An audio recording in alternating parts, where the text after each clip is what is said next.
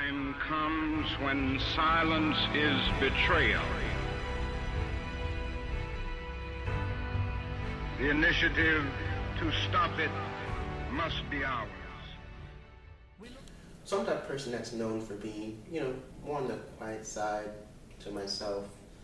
I guess you could say introverted. I remember, in fact, in middle school, I used to be called Silence, which is a pretty fitting nickname. Me and Silence kind of have a very love-hate relationship type thing going on. I mean, Silence is a good thing because it keeps me from saying things that I probably shouldn't be saying. Not everything that comes to your head has to be said.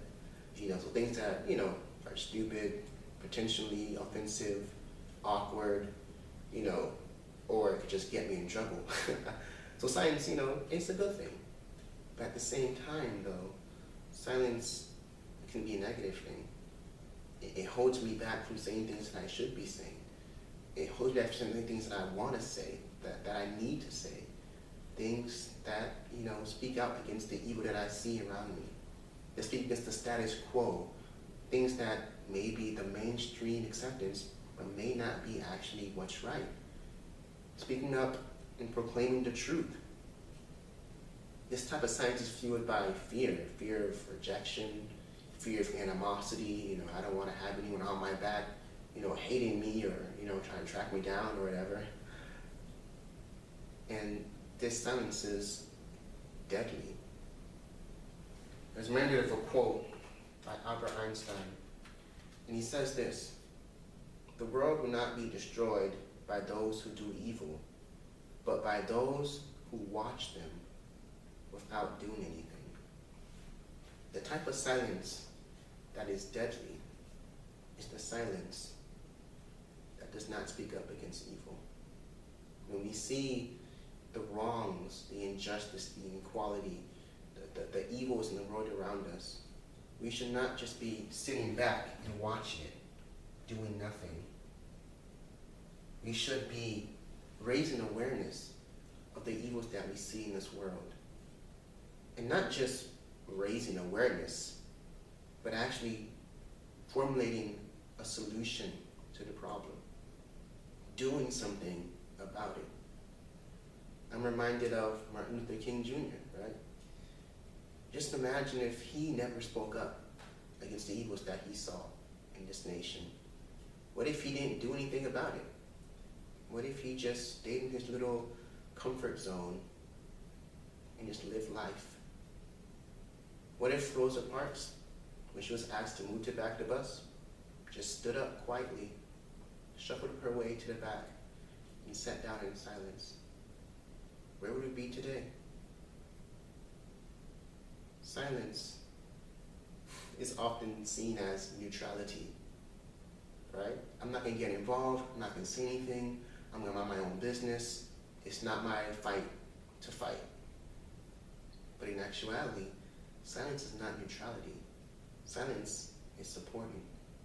When we don't speak up against the evil and we remain silent about it, we actually reinforce and support it. There's only two sides, good and evil. There's no middle ground. So if you're not speaking up against the evil, then you're implicitly supporting it. And so there's so much evil in this world. I don't have to expound upon that too much. We can see it. But the question now is, what are we doing about it? Are we even saying anything about it? We live in a generation now that's just a bit too tolerant and a bit too accepting. And the problem with that is it makes a great breeding ground for complacency and inactivity. We are almost numb to what's going on, and we don't even care anymore. We don't care to speak up. We don't care to do anything about it. And so this world will continue to degenerate slowly and surely right underneath our nose. And we sit there and we wonder, man, why is it that this world is such in bad shape? The reason is because we aren't doing anything about it. People ask, well, if God's so good, why doesn't he just change the world? Because in order to change the world, you have to change the people. The world is in the shape it is now is because of people. And the only way for it to change is through changing people. And we can't change ourselves. I mean, we aren't capable of changing others either. We tried that before and we've completely, utterly failed at that. There's only one person who can actually change us, and that's God. God wants this world a better place, but in order for him to do that, he has to change each individual person. And that individual person will be the positive impact to the world at large. So he starts with us, with you, with me, changing us, changing our hearts, changing our minds so that we actually care about these issues. We care about other people. We care about loving others and caring for others, not just about getting mine and living my life, but I actually have compassion for someone else who maybe doesn't have what I have, who's less fortunate. And I have the heart to say, you know what, I'm going to do something about it. I'm going to help. I'm going to speak up. And I'm going to be part of the solution.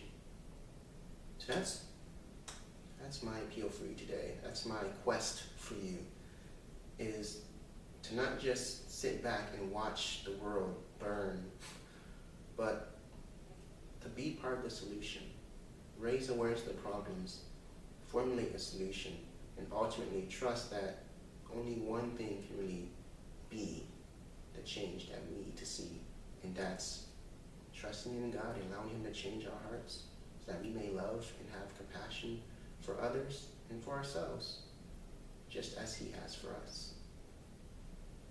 Think on these things. I come to this magnificent house of worship tonight because my conscience leaves me no other choice.